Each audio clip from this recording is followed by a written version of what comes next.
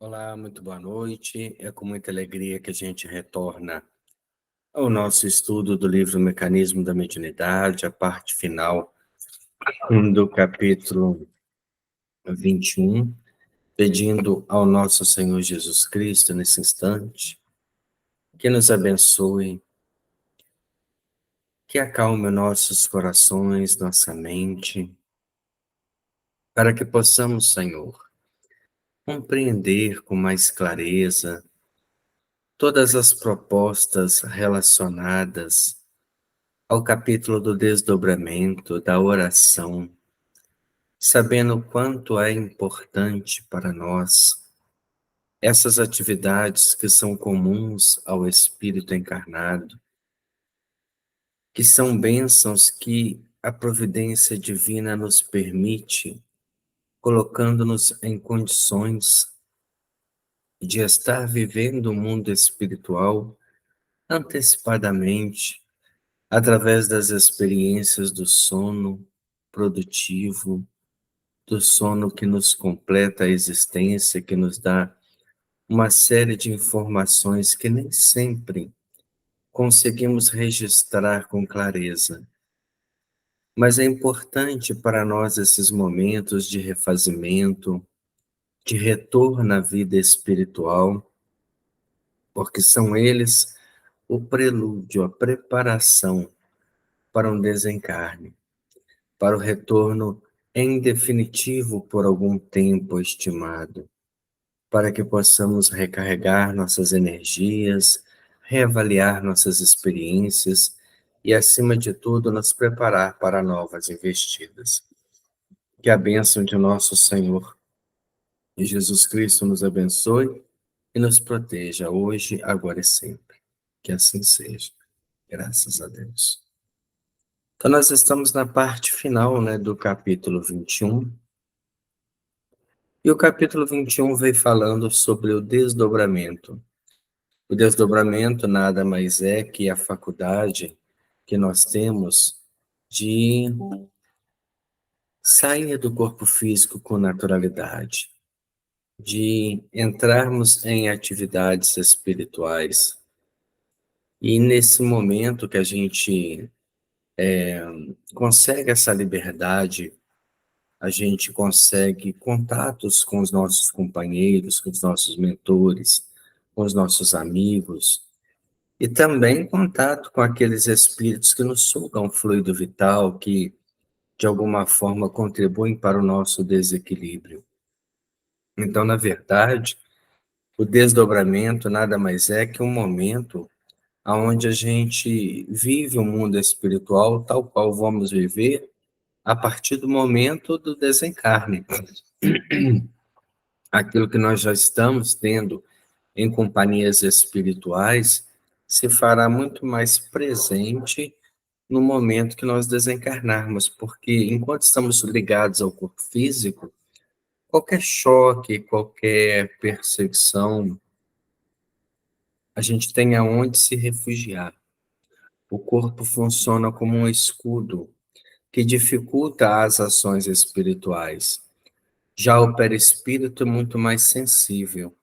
E uma vez recebendo esses influxos mentais, ele se sente muito mais agredido pela condição fluídica, pela condição dos espíritos que estão à nossa volta. Nós paramos aí no penúltimo item, né? Isso, penúltimo item, inspiração e desdobramento. Dormindo o corpo denso, continua vigilante a onda mental de cada um. Quer dizer, nós não alteramos a onda mental por estarmos dormindo. Como da mesma forma que quando desencarnarmos, nós não vamos ascender ao mundo espiritual elevado se não já vivemos ele mentalmente. Perdão. A gente não vai, pelo fenômeno da morte, ascender a um mundo superior. Pelo contrário, nós vamos ficar vivendo aquele mesmo nível que mentalmente já vivemos.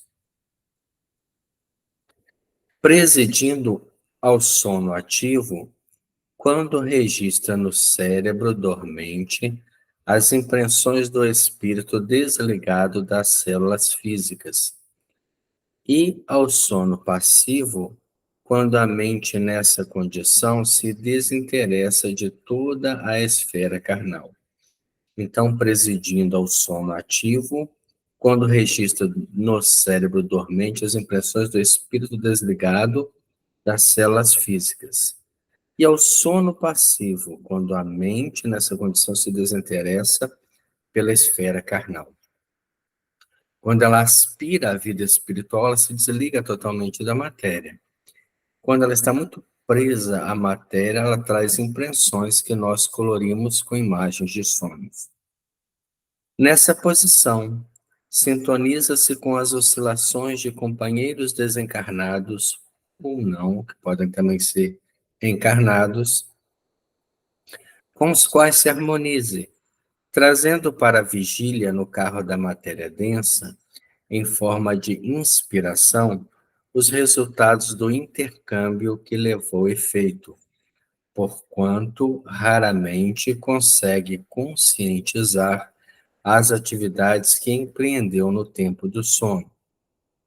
Muitos apelos do plano terrestre são atendidos integralmente ou em parte na fase do tempo. Nessa fase de tempo. Nós temos, por exemplo, um diálogo do Dr. Fritz com Chico Xavier, e ele conta isso no Pinga Fogo, dizendo que durante o sono do corpo físico, muitas cirurgias são feitas. Às vezes a gente não se dá conta que a nossa saúde é extremamente vulnerável ao uso do pensamento, ao uso da mente. E nós estamos sendo corrigidos constantemente perante a ação dos bons espíritos, uma vez que não temos uma mente equilibrada a ponto de nos conceder uma saúde completa. Então, há uma série de intervenções espirituais que são feitas praticamente aí, durante o período do sono, quando a gente se prepara e tem mérito para isso, para evitar que a nossa mente destrua organizações físicas, precipitando em doenças que não temos a expiação ou a prova para vivenciá-las. Estamos sempre nos candidatando mentalmente e desrespeitando as estruturas do corpo físico. Isso se dá com a bênção da espiritualidade. Porém, a gente observa que, em alguns casos, mesmo com a ação da espiritualidade, é natural que a doença se instale. E a doença vem se instalando quando há uma teimosia, quando há uma acomodação do comportamento e da mente em faixas doentes do pensamento. Então, você vai sendo beneficiado 1, 2, 10, 20 vezes, até o ponto que o perispírito, tão marcado por aquela agressão mental, por aquele comportamento desequilibrado emocionalmente, seja no campo do ciúme, no campo da violência, no campo do desejo descontrolado, que ele cristaliza uma doença. E aí ela vai aglomerar células do corpo físico para ser representada na forma somática. Tudo porque a sua mente consegue desobedecer às funções, espirituais mais elevadas por um longo tempo. E mesmo recebendo as bênçãos que a espiritualidade pode nos conceder, chega um momento que nós assumimos a responsabilidade. E a partir daí somos senhores do nosso próprio destino. Formulado esse ou aquele pedido ao companheiro desencarnado, habitualmente surge a resposta quando o solicitante se acha desligado do vaso físico. Então, nós temos como ser respondidos pela espiritualidade neste momento, no momento onde nossos mentores espirituais têm mais acesso ao nosso pensamento.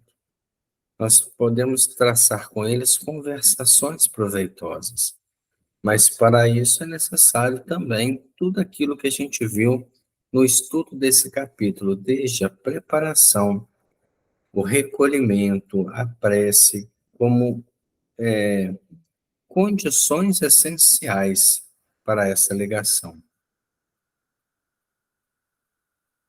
Entretanto, como nem sempre o cérebro físico está em posição de fixar o encontro realizado ou a informação recebida, os remanescentes da ação espiritual entre encarnados e desencarnados permanecem naqueles espíritos que ainda se demoram chumbados à terra, à afeição de quadros simbólicos ou fragmentárias reminiscências, quando são, quando não sejam na forma de súbita intuição a se expressarem de forma certa no socorro parcial ou total em que se mostram capazes de receber. Então, a gente pode, de repente, estar falando, poxa, eu tenho tantos sonhos, mas são tão simbólicos. Às vezes, a gente deve até anotar aquilo ali para ver qual ligação que tem com um determinado fato que venha ou não ocorrer. Mas todo esse simbolismo, todas essas figuras que se colocam na mensagem espiritual recebida, são pessoais nossas, somos nós que colocamos, somos nós que desenhamos com a nossa infantilidade, com a nossa valorização dos conceitos materiais. Então, se a gente tivesse assim, um filtro melhor, se a gente tivesse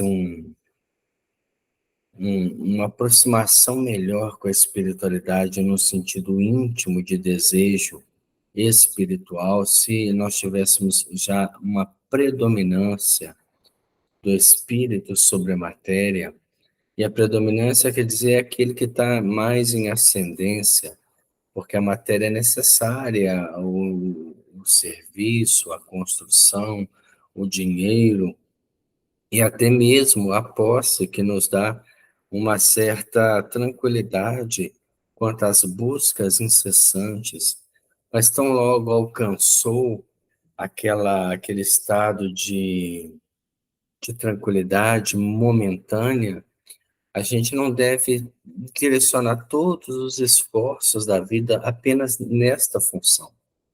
Ao contrário, nós devemos buscar uma estrutura, uma base, para a partir daí construir a nossa construção espiritual de alguma obra, de uma reforma íntima, de uma reforma de pensamento, de um trabalho construtivo, de um trabalho de esclarecimento, de uma transformação como pessoa.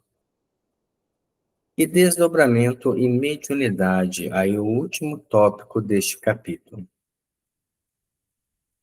As ocorrências referidas As ocorrências referidas viagem na conjunção de ondas mentais, porque apenas excepcionalmente consegue a criatura encarnada desvencilhar-se de todas as amarras naturais a que se prende, adstritas conveniências e necessidades de redenção ou evolução que lhe diz a respeito. São raros os médiuns em desdobramento, porque é uma faculdade tão sensível que nós não temos muita facilidade em desvencilhar da matéria.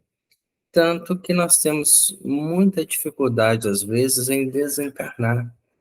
A gente vai se prendendo ao mundo material, ao mundo de oportunidade, ao mundo de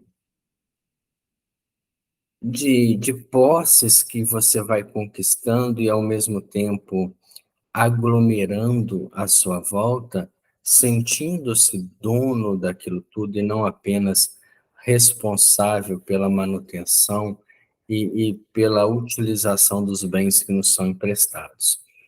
Então, isso acaba sendo para um sensitivo, para um médium em exercícios de desdobramento, um grande entrave, porque ele está muito somatizado, preso a valores materiais, e ele reforça com essas atitudes emocionais os laços que prendem a personalidade espiritual ao corpo físico. Então, a pessoa que tem dificuldade de desdobrar durante o sono, e na vigília, então, num processo mediúnico, já que para ele acontecer é necessário a magnetização de algum espírito, é praticamente impossível. É imperioso notar, porém, que considerável número de pessoas, principalmente as que se adestraram para esse fim, efetuam incursões nos planos do espírito, transformando-se muitas vezes em preciosos instrumentos dos benfeitores da espiritualidade, como oficiais de ligação entre a esfera física e a esfera extrafísica. Existem exceções de pessoas que buscaram, e aqui ele coloca um termo interessante, pessoas que se adestraram para este fim. Quando a gente fala em adestrar, a gente lembra muito da educação animal, onde o animal é adestrado para se portar de determinada forma, para fazer algum tipo de movimento, para compor algum tipo de apresentação, e para aquilo ali ele tem que ser treinado. Ele, na sua estrutura natural, ele não tem aquela instrução.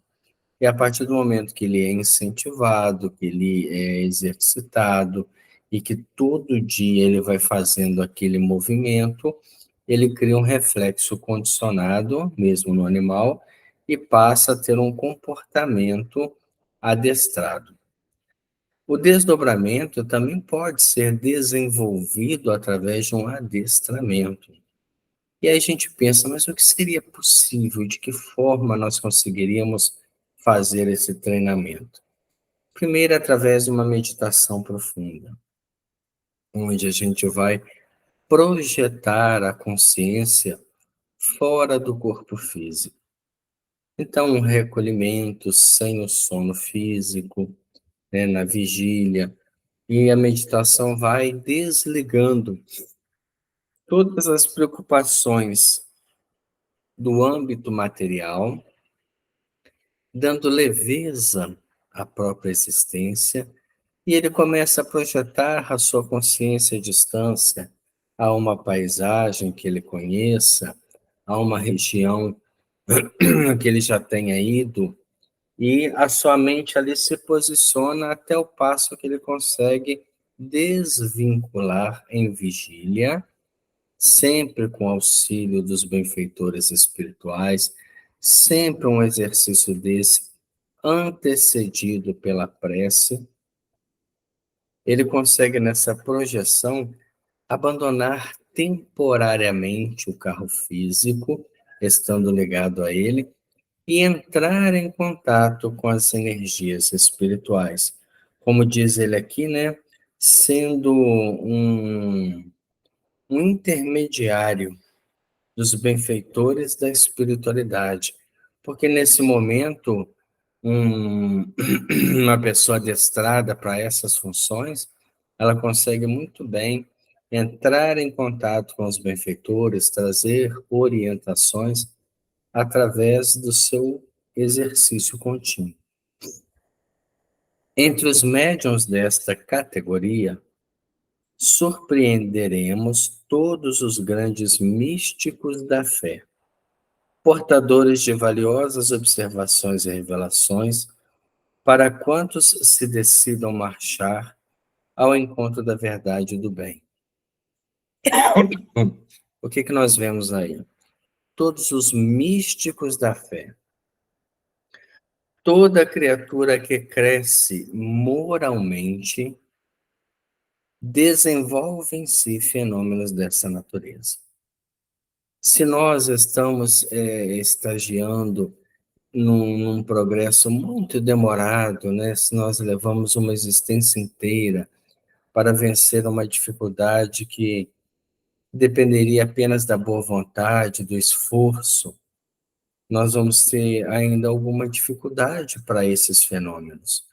Mas se a gente está trabalhando ativamente, candidato ao bem, se esforçando constantemente, a cada dia reavaliando o dia que passou, o que poderia ter feito de melhor, o que não foi feito, se empenhando com maturidade espiritual para querer servir mais e ser servido cada vez menos, nós vamos alcançar esta condição de místicos da fé.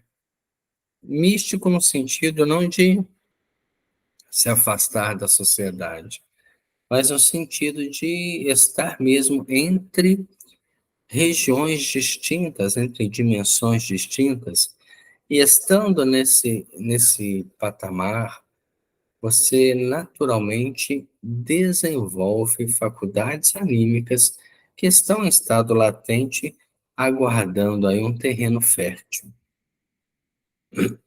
Cumpre destacar, entretanto, a importância do estudo, que é a técnica de como se chega lá, para quantos se vejam chamados a semelhante gênero de serviço.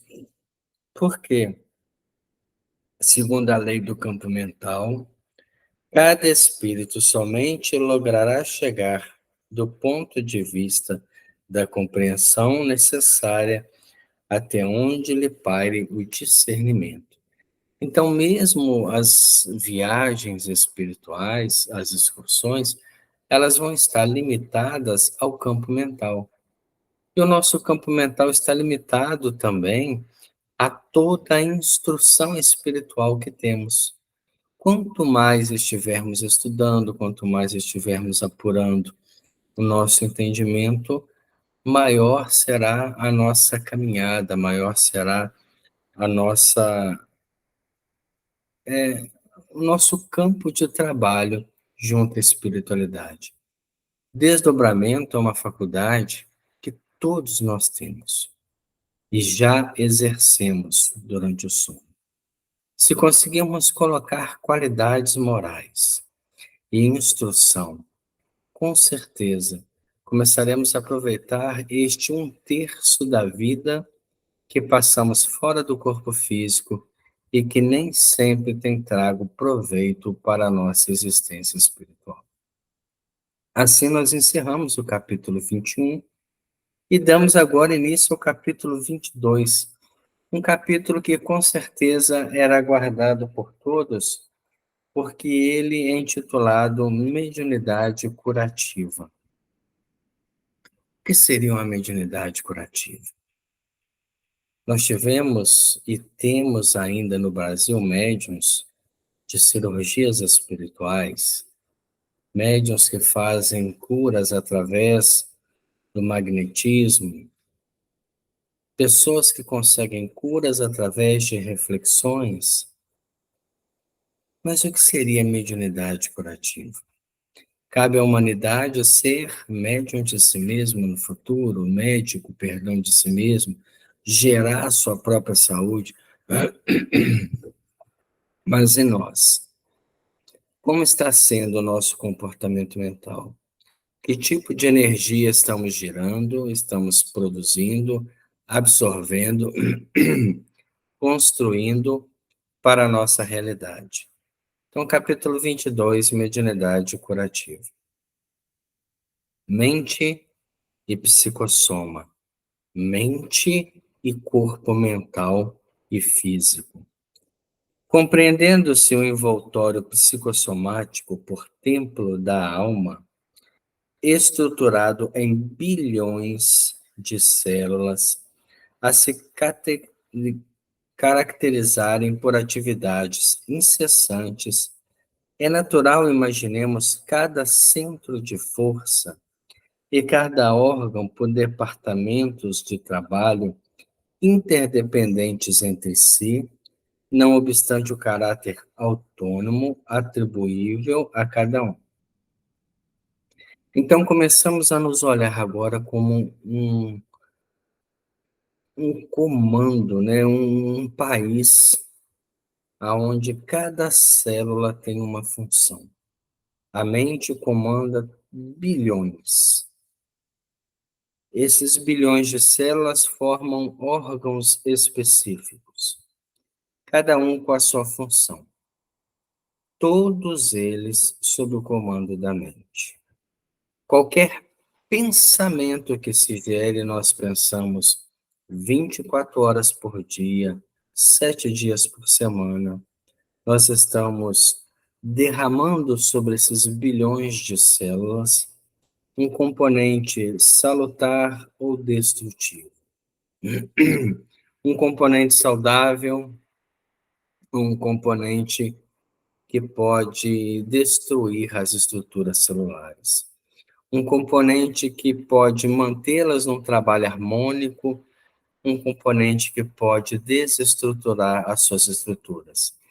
Além dessa questão mental, nós temos questões ambientais, nós temos questões salutares, questões de alimentação, que interferem em padrões de saúde e doença.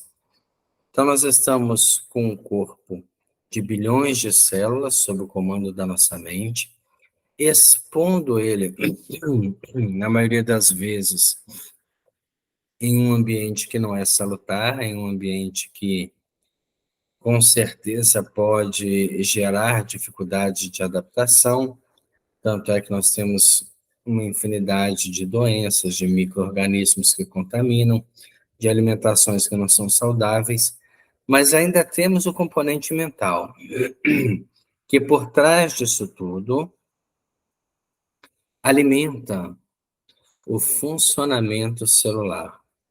E alimenta a tal ponto que ele, em alguns casos, suplementa em muito todas as questões externas e até mesmo alimentar em padrões de saúde e doença.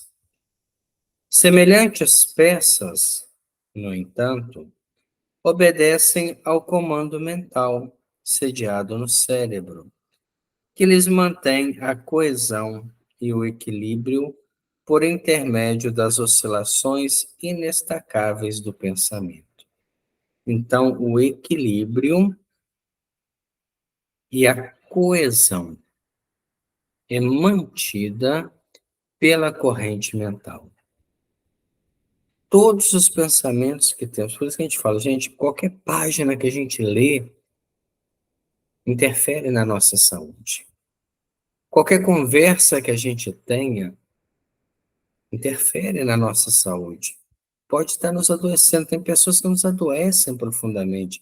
Pessoas negativas, pessoas pessimistas, pessoas que estão presas a um tipo de informação totalmente material, a busca constantemente material. Só a presença dela, o que ela irradia no seu campo mental, acaba nos adoecendo, porque a gente vai sintonizando com aquela proposta.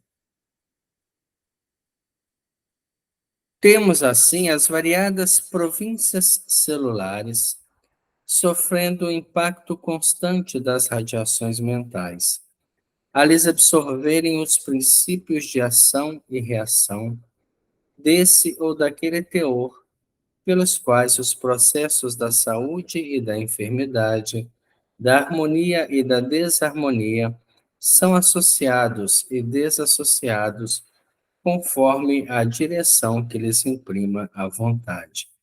Então, o nosso pensamento, ele vai estar ligado a processos da saúde, da enfermidade, da harmonia e da desarmonia. Então, o que que a gente faz durante o dia? A gente cria um pensamento bom, um pensamento ruim, um pensamento bom, um pensamento ruim, e a nossa corrente mental interna alimenta e desalimenta, consola e desconsola esses processos celulares a ponto de levá-los a um enfraquecimento das funções ou a uma suplementação de energia. Nós não temos um equilíbrio, e o equilíbrio é a saúde, aonde você não coloca energia demais e, ao mesmo tempo, energia de menos, onde você consegue extrair do funcionamento celular o melhor que ela pode oferecer, sem contaminá-la com os conteúdos mentais que alimentamos. Naturalmente, não podemos esquecer que o alimento comum garante a subsistência do corpo físico por meio da permuta contínua de substâncias, com a incessante transformação de energia. E isso acontece porque a força mental conjuga substância e energia na produção dos recursos de apoio à existência dos elementos reguladores do metabolismo. Então, a força mental ainda conjuga substâncias de energia na produção de recursos. Por isso que a gente fala, o alimento mental, ele é tão importante quanto o alimento físico. Jesus já falava isso, nem só de pão vive o homem, mas de toda palavra, né, que sai da construção divina, toda palavra elevada, toda palavra que constrói, toda palavra que consola. Nós passamos, às vezes, um dia inteiro sem uma leitura edificante, sem alimentar a alma. Mas não passamos um dia inteiro sem assistir às porcarias dos programas de televisão, às propostas dos programas fundamentalistas em todos os processos que envenenam o nosso pensamento, o nosso sentimento, que nos jogam as correntes mentais nas energias mais comuns, mais baixas. E aí contaminamos o processo celular. Eu me lembro, por exemplo, do livro Nosso Lar, onde André Luiz, vendo a possibilidade da comunicação que existia, dentro das residências, eles comunicavam com outras colônias, como na época do livro, eles comunicam com Moradia Nova, uma colônia muito próxima à Terra, que trazia notícias sobre a guerra. E ali ele pergunta, mas não há como a gente ter aqui um canal de comunicação direto com a Terra? E os espíritos dizem, mas qual o interesse nisso? Porque nós estamos justamente desvinculando das paixões. Imagina que você tem um canal que não elucida, que não esclarece, que não engrandece, vai manter o nosso conteúdo mental idêntico ao do planeta. Então, qual a diferença da colônia espiritual? Qual a elevação que ela vai ter? Nós vamos estar trazendo uma realidade densa, que já existe no umbral, para queimar as ilusões, para o nosso sistema de vida. Então, não funciona dessa forma. Nós até podemos acessar, mas não há nenhum tipo de utilidade. A vida na matéria fica na matéria. Aqui é uma outra proposta. Cabe o próprio planeta melhorar a sua captação, os seus conteúdos, para que a gente possa estar sendo transmitido através dos seus próprios receptores, que é a transcomunicação instrumental. Então, o que está faltando é justamente a gente melhorar a nossa postura e não rebaixar a dos espíritos. Além desses fatores, cabe-nos contar com os fatores mentais para a sustentação de todos os agentes da vida, que se fará dessa ou daquela forma, segundo a qualidade desses mesmos ingredientes. Conforme a integridade destes princípios, resultará a integridade do poder mecânico da mente para a formação dos anticorpos na intimidade das forças componentes do sistema sanguíneo.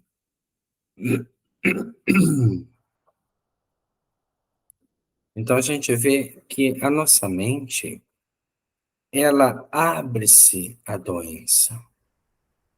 Aí nós vamos falar assim, mas e as doenças que são, por exemplo, tragas no perispírito, que a gente são heranças que nós trouxemos para essa existência? Foi a nossa mente que lá atrás abriu portas para ela. E nós nos tornamos herdeiros dos nossos próprios atos. Uma vez estando aqui, nós estamos todos sobre a influência do nosso próprio pensamento e de tudo aquilo que movimenta o nosso pensamento. Então, se nós selecionarmos bem com quem conversamos, aonde vamos, ambiente que trabalhamos, princípios básicos de saúde, nós temos uma proteção a mais em todo o sistema natural de vida. Mas se nós tivermos todos os cuidados possíveis, mas uma mente pessimista, destrutiva, imediatista, nós também teremos uma série de doenças que são construídas no corpo físico para a eliminação da própria estrutura de saúde. Sangue e fluidoterapia. Salientando-se que o sistema hemático, o sistema sanguíneo, no corpo físico representa o conjunto das energias circulantes no corpo espiritual ou psicossoma, energias essas tomadas em princípio pela mente, por meio da respiração, ao reservatório incomensurável do fluido cósmico, é para ele que nos compete voltar a atenção no estudo de qualquer processo fluidoterápico de tratamento ou de cura. Aí nós temos uma informação interessante. O sistema hemático no corpo físico representa o conjunto de energias circulantes no corpo perispiritual. Nós temos uma circulação de energia no perispírito e que pode ser trabalhada para o equilíbrio da saúde. Daí nós temos ciências como a acupuntura, que já trabalha com isso há milhares de anos, que é, na verdade, a desobstrução das passagens de energia. E eles fazem através de agulhas no corpo físico, na liberação das energias que estão contidas no psicossoma. E esse tratamento, esse estudo é importante no processo do fluidoterápico, porque da mesma forma que o sangue circula por todo o corpo físico e as energias por todo o corpo perispiritual, há entre eles uma passagem muito estreita. Tudo aquilo que nós temos, por exemplo, em energia, que vai circular no corpo perispiritual, vai ser distribuído também pela corrente sanguínea. Relacionado com os centros psicossomáticos, os variados núcleos da vida sanguínea produzem as grandes coletividades corpusculares das hemácias, dos leucócitos, trombócitos, macrófitos, linfócitos e outras unidades a se dividirem inteligentemente em famílias numerosas, movimentando-se em trabalho constante, desde os fulcros geratrizes do baço e da medula do fígado e dos gânglios, até o âmago dos órgãos. No nosso sangue, nós temos uma série de componentes, ele cita alguns, que são gerados pelo baço, pela hemácia, para manterem, equilibrarem a própria doença. Então, nós temos glóbulos de defesa, glóbulos vermelhos para o transporte de oxigênio, nós temos uma série de funções distribuídas por todo o nossa corrente sanguínea, por esses, vamos dizer assim, né, esses corpúsculos que fazem a defesa e o equilíbrio da nossa saúde. Fácil entender que todo desregramento de natureza física ou moral faz refletir de imediato por reações mentais consequentes sobre as províncias celulares, determinando situações favoráveis ou desfavoráveis ao equilíbrio orgânico. Qualquer pensamento, então, altera o nosso funcionamento de energias e faz com que esses corpúsculos distribuídos na corrente sanguínea ressintam, de alguma forma, de algum reflexo, de alguma ressonância, os processos aos quais estão ligados. O pensamento é a força que, devidamente orientada no sentido de garantir o nível das entidades celulares no reino fisiológico, lhes facilita a migração ou lhes acelera a mobilidade para certos efeitos de preservação ou defensiva, seja na imposição de elementos combativos e imunológicos ou na impugnação aos processos patogênicos com a intervenção de consciência profunda. Olha o que ele fala nesse momento. O pensamento é a força que, devidamente orientada, no sentido de garantir o nível das entidades celulares no reino fisiológico, lhes facilita a migração ou lhes acelera a mobilidade para certos efeitos de preservação ou defensiva ou proteção, seja na improvisação de elementos combativos, seja na criação aí dos leucócitos e imunológicos, ou na impugnação aos processos patogênicos com a intervenção da consciência profunda. Um estado mental autêntico, dedicado, voltado, consegue resgatar os níveis de saúde. Aí a gente entende por que em estados hipnóticos profundos conseguia uma analgesia para fazer até mesmo amputações em guerras. Como que a mente consegue governar a sensibilidade, a produção, através da troca da energia e da corrente sanguínea que caminham juntas.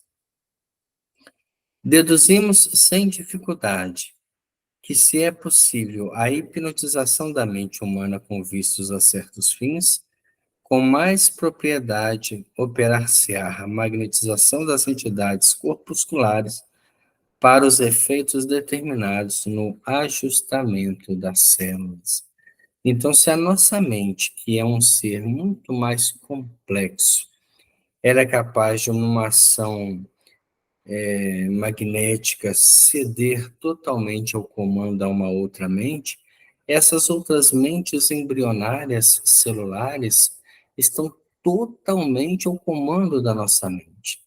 Então, nós podemos mentalmente e devemos começar a combater o desequilíbrio, a mobilizar os recursos que geram saúde, a revitalizar as áreas que até então estão sendo esquecidas pelo nosso corpo físico, a respeitar a saúde sem as agressões internas e externas dos desequilíbrios alimentares e ambientais, para buscarmos a saúde perfeita. Meditação, estudo em profundidade e força mental bem direcionada são os caminhos para a saúde perfeita. Nós vamos parar nesse ponto e vamos agradecer a Deus por esta reflexão. Senhor Jesus, ensina-nos a comandar a força mental, para que possamos, Senhor, como co-criadores do universo, exercer com inteligência e sabedoria as funções e responsabilidades que foram destinadas a nós. Permita, Senhor Jesus, que o homem possa vencer as limitações das distrações e do excesso de conforto, para tirar de si o ser pensante, atuante e construtor na natureza. Que comece a equilibrar o seu mundo íntimo, gerando em si as condições necessárias da saúde para trabalhar em benefício da construção alheia. Porque erguendo de si mesmo, ele passa a ser referência para todos aqueles que acompanham seus passos e que aspiram também ao seu erguimento. Abençoe, Senhor Jesus, a todos nós que estamos estudando e buscando o crescimento espiritual. Abençoe o lar cristão Paulo de Tarso e a todos os companheiros que lá estão e que aguardam semanalmente o nosso pensamento, o nosso pedido, para que a espiritualidade os abençoe, os fortaleça e dê a eles, Senhor, a calma que necessitam para estes momentos, que na maioria das vezes são de grande reflexão sobre o que construíram e sobre o que a vida lhes aguarda. Abençoe-nos, Senhor, dai-nos uma excelente semana de desafios e de trabalho. Muito obrigado por este momento, continue conosco, hoje, agora e sempre. Que assim seja, graças a Deus. Obrigado a todos que estiveram presentes. Na próxima semana nós continuamos com nosso estudo. Até lá.